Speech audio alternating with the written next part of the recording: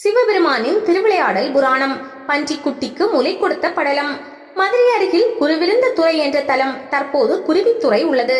இவ்வூரில் சுகலன் என்பவன் தன் மனைவி சுகலையுடன் வாழ்ந்து வந்தார். இவர்கள் பெரும் பணக்காரர்கள்.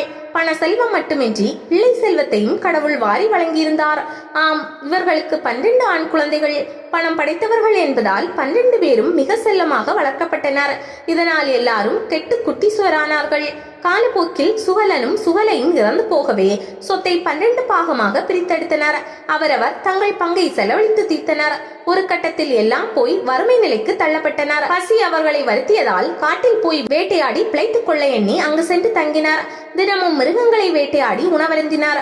ஒரு சமயம் இவர்கள் சென்ற வழியில் ஒரு துறவி கால் மடக்கி தவத்தில் இருந்தார். அவர்தான் தேவகுரு பிரகஸ்பதி. அவர் யார் என்பதை அறியாத அந்த சகோதரர்கள் அவர் மீது மணலை வாரி இறைத்தனர். கற்களை வீசினார். அவரை சுற்றி நின்று ஆடிப்பாடி கேலி செய்தனர். அவர்களது இடைஞ்சலால் பிரகஸ்பதி தவம் கலைந்து எழுந்தார். மூடர்களே, நீங்கள் செய்த இந்த செயல் கண்டனத்திற்குரியது. படிப்பறிவில்லாதவன் கூட பிறரது தொழிலுக்கு இடைஞ்சல் செய்யும் உரிமை இல்லாதவன். நீங்களோ அமைதியாயிருந்த எனக்கு இடைஞ்சல் செய்தீர்கள். எனவே எல்லாரும் இந்த காட்டில் உள்ள பன்றியின் வயிற்றில் பிறப்பீர்களாக என சாபம் கொடுத்தார். அந்த சகோதரர்கள் இந்த சாபத்தை எதிர்பார்க்கவில்லை. தங்கள் தவறுக்கு பிராயச்சித்தம் கேட்டார்கள்.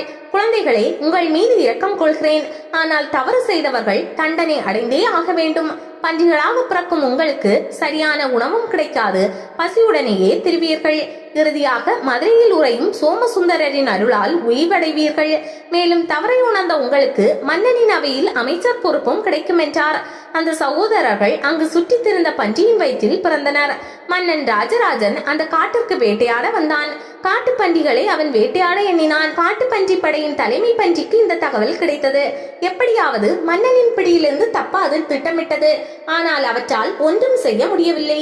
காட்டு பன்றிகள் மனிதர்களை தாக்கும் திறனுடையவை. எனவே அவை ஒட்டுமொத்தமாக கூடி மன்னனின் படையை தாக்கின. ஆனால் ஆண் பன்றிகளின் தலைமை பன்றியை மன்னன் கொன்று விட்டான். பின்னர் பெண் பன்றியின் தலைமையில் மற்ற பன்றிகள் போரிட்டன. பெண் பன்றியை கொல்வது தவறு என்பதால் மன்னன் ஒதுங்கிக் கொண்டான். இந்த சந்தர்ப்பத்தை பயன்படுத்தி கொண்டான் அங்கு வந்த வேடன் ஒருவன். அரசே, என் பெயர் சருச்சரல். யுத்த தர்மப்படி பெண் பன்றியை நீங்கள் கொல்லாமல் இருக்கலாம். நானோ வேடன். எனக்கு எந்த மிருகமாக இருந்தாலும் ஒன்றுதான். அந்த பன்றியை கொல்ல அனுமதிக்க வேண்டும் என்றான். மன்னனும் தலையசைக்க பெண் பன்றியை கொன்று விட்டான்.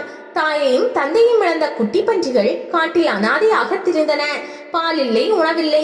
அவை பட்ட பாடு கொஞ்ச நஞ்சமல்ல. பசியால் அவை கதறின. இவற்றின் அவலக்குரல் சுந்தரேச பெருமானின் காதுகளில் விழுந்தது. வராக முகத்துடனும் மனித உடலுடனும் கூடிய பன்றியாக உருவெடுத்து வந்தார்.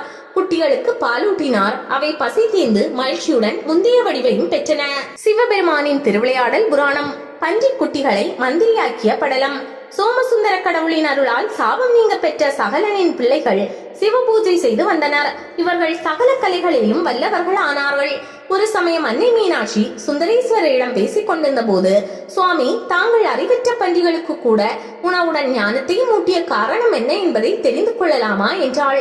தேவி, அறிவுள்ளவன் அறிவற்றவன் என்ற பேதம் மனிதர்களுக்கு மட்டுமே எனக்கில்லை. எல்லாரும் எனக்கு ஒன்றுதான். அதனால்தான் பசியால் கதறியது பன்றிகள் என்றாலும் கூட திருவருள் புரிந்தேன். அதனால் அப்பன்றி குட்டிகள் அளவில்லாத வலிமையையும் வெற்றியையும் கல்வி முதிர்வையும் ஞானத்தையும் பெற்றுக்கொண்டன. இனிமேல் அவர்கள் தங்கள் அறிவால் பாண்டியனின் அமைச்சர்களாவதுடன் சிவகணங்களாகும் பேரையும் பெறுவார்கள் என்றார் சுந்தரேஸ்வரர். அன்றிரவில் ராஜராஜ பாண்டியனின் கனவில் தோன்றிய அவர், பாண்டியனே, பன்றிமலையில் வசிக்கும் 12 அறிவு ஜீவிகளை உன் அமைச்சரவையில் சேர்த்துக்கொள் என்றார். மறுநாளே சுவாமியின் விருப்பப்படி பன்றிமலையிலிருந்து அவர்களை வரவழைத்தான் மன்னன். அவர்களுக்கு அமைச்சர் பதவி அளித்ததுடன் முந்தைய அமைச்சர்களின் புத்திரிகளையும் திருமணம் செய்து வைத்தான். பன்றிமுக வீரர்கள் 12 பாண்டியனுக்கு கவசமும் கண்ணும் போல் விளங்கினார்.